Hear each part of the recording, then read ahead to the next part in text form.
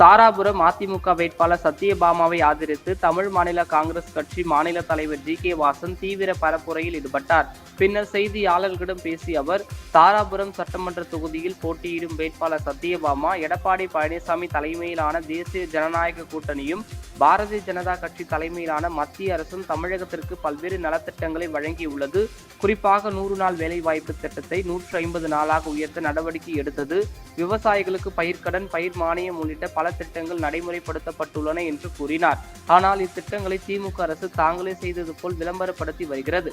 மக்கள் இந்த உண்மையை அறிவார்கள் என்றும் இந்த தேர்தலில் மக்கள் சரியான தீர்ப்பை வழங்குவார்கள் என்றும் அவர் அப்போது தெரிவித்தார்.